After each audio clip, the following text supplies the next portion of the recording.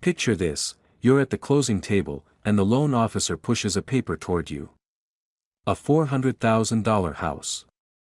You spent 6 years saving up an $80,000 down payment. That leaves $320,000 to borrow.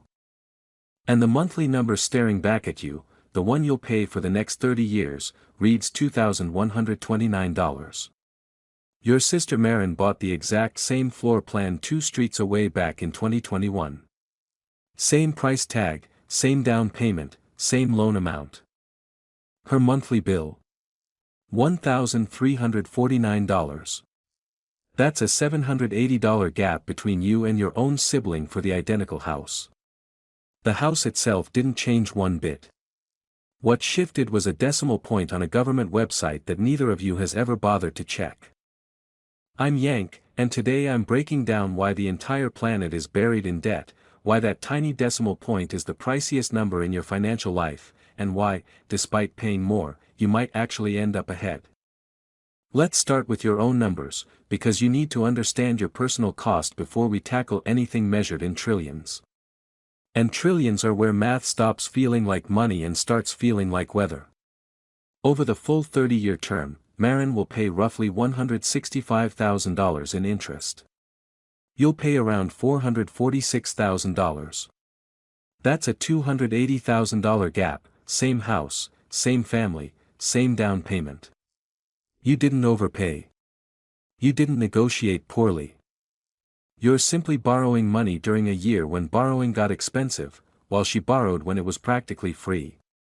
She didn't out-negotiate you, she out-timed you by 24 months, and that's not a skill, though I fully support bringing it up at every family dinner going forward. This isn't just a story about your kitchen table, the exact same thing happened to every government on the planet at once. Total global debt sits around $348 trillion. Governments are on the hook for about $107 trillion of that. Corporations owe roughly $100 trillion. Banks owe $76 trillion. And households, you, Marin, and everyone you've ever stood behind in a checkout line, owe about $65 trillion. Divide that across 8 billion people and you land at roughly $43,000 per person, newborns included, which is a strange way to begin a life. Here's what $1 trillion actually looks like. Count $1 every second, and $1 million takes 11 days. $1 billion takes 31 years. $1 trillion takes 31,700 years, you'd have to start counting before agriculture existed. Now multiply that by 348. Though hold that figure loosely, credible institutions place the global total anywhere between $250 trillion and $348 trillion depending on what gets counted. When experts disagree by $100 trillion, you're not looking at a precise measurement, you're looking at an educated guess wearing a suit. Here's the twist nobody puts in a video thumbnail: measured against the size of the world economy, global debt has actually shrunk for 5 straight years. The record-breaking total and the shrinking burden are both true simultaneously, which tells you the thing squeezing your finances isn't the size of the debt pile itself. So if the pile isn't outgrowing the economy, why does life feel like it's closing in? Because the interest rate on that pile changed. That's the entire story in one sentence, and you and Marin are living the 2 different halves of it. To understand why that matters, you need to grasp something genuinely odd about where money actually comes from, and no, this isn't the part where I tell you to stockpile gold. Back in 2014, the Bank of England published a report revealing something surprising: when a bank issues you a loan, it isn't handing over money that someone else deposited. It's typing a brand new deposit straight into your account. Your loan is what creates the money. In fact, roughly 97% of what you consider money isn't physical cash at all, it's bank deposits, which are really just someone else's debt viewed from the opposite side. To be fair, banks can't conjure money without limit. They're constrained by capital requirements, prevailing interest rates, and the simple challenge of finding borrowers who can actually repay. But the core truth remains: in this economy, your money and your debt are literally the same substance, just viewed from opposite directions. Which means that $780 monthly gap you're paying is heading somewhere specific. Let's meet the person receiving it. His name is Walter. He's 67, and he's a big part of the reason your payment looks the way it does. He spent 4 decades stashing money in safe, unglamorous places, and for most of the last 10 years, he was punished for it. His savings account paid 0.4% on his $50,000 balance, that's $200 a year, barely enough for one nice dinner and a tip. Every month, his bank sent him what was essentially a receipt for nothing. Today, that same cash earns him closer to 5%. Same account, same man, 12 times the income, and you're one of the people funding that jump. Sit with that, because your entire financial situation is downstream of it. Every single dollar of debt anywhere on earth is somebody else's asset. Debt without a creditor simply doesn't exist. When your payment leaves your account, it doesn't disappear into a void, it flows toward Walter, toward pension funds, toward strangers you'll never meet. The world isn't drowning as a whole, it's just split between people who owe and people who are owed, and the terms between those two groups just got rewritten while you were busy living your life. So why does a government borrow all this money instead of simply taxing you or printing it outright? There are legitimate reasons. Wars erupt suddenly. Recessions need somebody spending when people like you have stopped. But mostly, taxation is politically unpopular, and printing money robs you slowly through inflation, while borrowing does neither, at least not today. It shifts the cost onto a future version of you who can't vote yet. That's how the United States arrived at roughly $39.5 trillion in federal debt, nearly 99% of the entire economy, on pace to break the record set right after World War II. Per American, that works out to about $116,000, a different figure from the $43,000 I mentioned earlier, since one measures only federal debt while the other measures all debt worldwide. Anyone quoting both numbers in the same breath isn't doing math, they're doing theater. But the total amount was never really the problem. Here's the actual problem, and it mirrors your own situation exactly. Last year, the US spent roughly $970 billion purely on interest, not roads, not the military, not hospitals, not a single tangible thing you could walk into. That's $970 billion just for having borrowed money in the past. It's the third largest line item in the entire federal budget, behind only retirement programs and healthcare. It's larger than the entire defense budget. It eats up about 19% of every dollar the government collects, roughly $7,300 per household annually, or $2.8 billion a day. In the time it's taken you to watch this, the bill has grown by roughly $35 million. 5 years ago, that annual interest figure sat at $345 billion, it's very nearly tripled, even though the total debt itself did not triple. Here's the mechanism, and once you understand it, you can't unsee it. Government debt isn't like your fixed 30-year mortgage. It constantly matures and has to be replaced. Last year alone, about $9 trillion of it came due, a full quarter of the national debt refinanced in a single year. So imagine the government walking up to the refinancing window every single month, handing over old bonds issued at 1.5%, and walking away with brand new ones at over 4%, over and over again. It's like someone rolling one credit card balance onto another, except the credit limit is $9 trillion and the loan officer is the entire planet. It's your exact problem, just with 8 extra zeros attached and no option to simply stay in your old house. I want to pause here, because I suspect you already know what this section actually feels like in real life. It feels like refreshing a mortgage rate website every single morning the way other people check the weather. It feels like finally landing the raise you spent 2 years earning, only to watch it evaporate into a payment that didn't even exist when you started that job.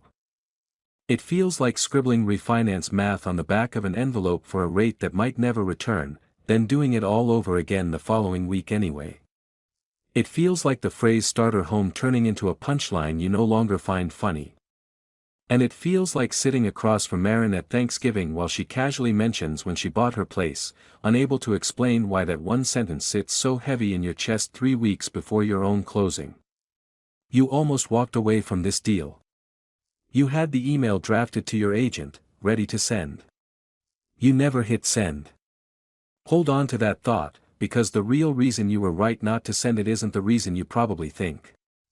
Here's what you need to understand: you didn't miss some window of opportunity because you were lazy, slow, or bad at this. There was no window to miss. There was a global repricing decided by inflation data, central bank committees, and bond markets spread across 4 continents. Nobody consulted you. Nobody consulted Marin either. She didn't outsmart you, she simply stood in a different year. The only real difference between you two is which price you happen to be handed. You're not behind. You're paying full retail for something your sister got on clearance, and the sale was never even advertised. Quick pause, because things get a little strange from here. I run a community where we teach people how to build income streams that don't depend on any of this, including how to grow a faceless YouTube channel starting from zero. The link is below. It costs nothing to join, and I personally answer questions in there. Alright, back to the numbers. Now let's demolish the most popular myth you've probably heard, that America owes all this money to China. Foreign holders actually own only about 24% of the total. The remaining 76% is owed to American pension funds, American banks, and the retirement trust fund that's supposed to pay you later in life. And the largest foreign holder isn't China at all, it's Japan. China holds under 2% of the total, its lowest share since 2008, and it's been quietly selling for years. So the honest answer to who do we owe this money to is mostly Walter, people just like him, and quite possibly your own retirement account. Which means the real answer to who's doing this to us is, in part, ourselves. That's either deeply comforting or another Thanksgiving argument with Marin, depending entirely on your family. At this point you're probably waiting for me to announce that collapse is coming. I won't, because one country has been living your exact nightmare for 30 straight years and simply refuses to fall apart. Japan's government debt sits around 230% of its economy, higher than anything you've ever been warned about, and it's held steady there since the 1990s. Traders predicted its collapse for so long that betting against Japanese government bonds earned its own nickname, the Widowmaker, because it destroys the people who attempt it. So why is Japan fine? Because most of that debt is owned domestically. Japan's own central bank holds something like 46% of every government bond the country has issued. When your biggest buyer is your own central bank, nobody panics and starts selling. And because interest rates stayed near zero for so long, Japan's debt service cost ran around just 1.7% of its economy, compared to 3 to 4% for the United States. Japan owed dramatically more and paid dramatically less, which tells you everything. The size of the debt was never really the story. The price of the debt was always the story. Now here's the twist: Japan finally ended its negative interest rate policy in 2024, and its long-term bond yields have been climbing steadily ever since. Your closing table and Japan's bond market are currently running the exact same script. And speaking of demolishing things, here's the most expensive spreadsheet error in modern history. Back in 2010, 2 well-known economists published a paper claiming that once a country's debt crosses 90% of its economy, growth falls off a cliff. It became gospel. Finance ministers cited it constantly. Austerity budgets were built around it, which meant it reached directly into real pensions and real hospital budgets. Then a graduate student asked to see the original spreadsheet because he simply couldn't reproduce their results. He got it, and discovered the formula had been dragged across the wrong range of cells, silently excluding 5 countries from the average. Once corrected, that supposed cliff simply vanished. Growth for heavily indebted countries actually came out to around 2.2%, not negative. There's still a real relationship between heavy debt and slower growth, and the original authors always called it a correlation, never a cause, but an entire decade of policy that reshaped millions of lives leaned on a formula that stopped calculating one row too early. Next time you feel bad about a small mistake at work, carry that story with you like a warm little stone of comfort. So what actually happens when this goes wrong, because sometimes it genuinely does? A debt problem turns into a full-blown crisis when a country loses the market's confidence faster than it can respond. In 2022, Britain announced a set of large, unfunded tax cuts. Bond yields spiked instantly. Pension funds were forced to sell off the very same bonds that were already crashing in value, which pushed yields even higher, triggering even more forced selling. The central bank stepped in within 5 days. The Prime Minister was gone within 7. A bond market disciplined an entire national government faster than you could cancel a gym membership. And then there's what happens when nobody steps in at all. In 2022, Sri Lanka defaulted on its debt for the first time in its history. The country endured 12-hour blackouts and fuel lines stretching for kilometers, while hospitals ran out of basic medicine. At least 12 people died simply waiting in those lines, ranging in age from 19 to 84. The president fled the country entirely. So the next time you hear the phrase sovereign debt crisis, stop picturing a line graph. Picture an 84-year-old man dying in a queue for cooking gas. Alright, you now understand how big the problem is, why it got so expensive, and what it looks like when it truly breaks. The only question left is how it actually gets resolved, and historically, there are 5 ways out. Exit 1 is economic growth, and this is where the story you've been told starts to fall apart. Everyone knows American debt fell from about 106% of the economy right after World War II down to roughly 23% by the 1970s, and most people assume booming growth alone accomplished that. But researchers who reran the numbers found that growth by itself would only have brought the debt down to about 73%, not 23%. So growth gets credit for only about half the actual work, which makes we'll simply grow our way out of this about as reliable a plan as we'll fix it in post-production. So what handled the rest? Exit 2, inflation, and its quieter cousin, financial repression, which sounds like something you bring up with a therapist, and honestly, maybe you should. For 35 years following World War II, real interest rates were negative roughly half the time, quietly wiping out 3 to 4% of the debt burden every single year. Nobody voted for this. Nobody ever announced it publicly. Bondholders were repaid in money that was worth less than what they originally lent, and most of them never fully understood what had happened to them. Exit 3 is austerity, which mostly fails because shrinking the economy also shrinks the very denominator you're measuring debt against. Exit 4 is outright default, which isn't available to any country that borrows in its own currency. Exit 5 is letting the central bank simply absorb the debt, essentially a better-dressed version of Exit 2.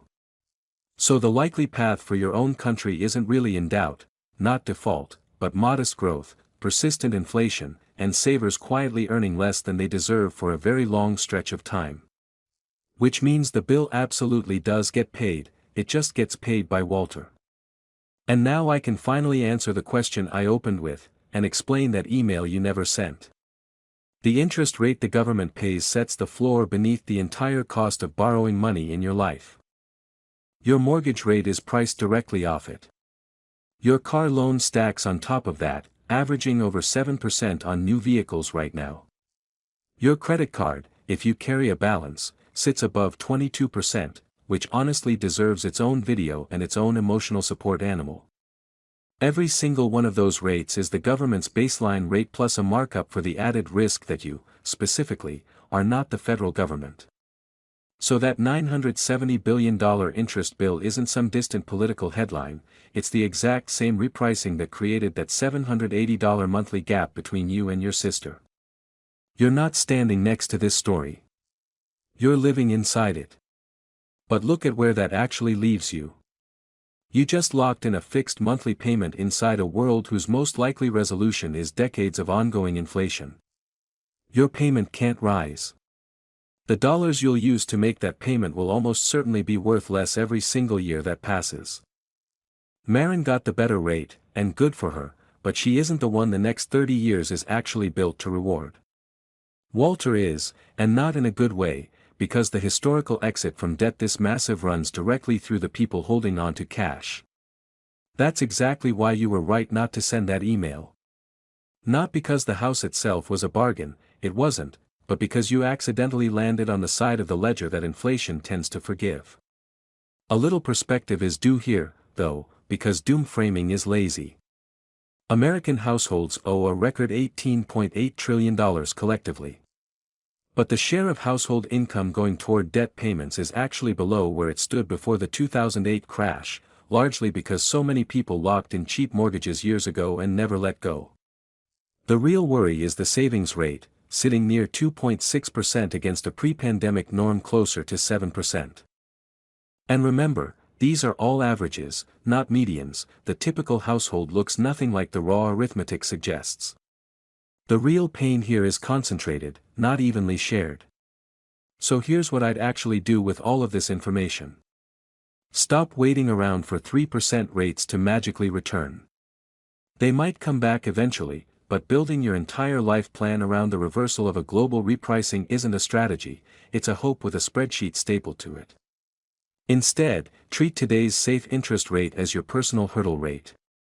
If government debt is paying you 4 or 5% completely risk-free, then any investment, renovation, or business idea has to beat that number after taxes before it earns your money. That kind of discipline simply didn't exist for the better part of a decade, and it's honestly the one genuinely useful thing this whole mess handed you. And know exactly which side of the ledger you're standing on, because it decides everything else. If your debt is locked and fixed and your income has room to grow, time is working in your favor. If your savings are sitting in cash, time is working against you. Walter needs to hear that message far more urgently than you do.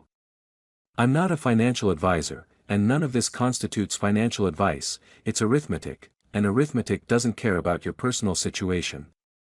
If you want to join the community where we work through all of this together, the link is below.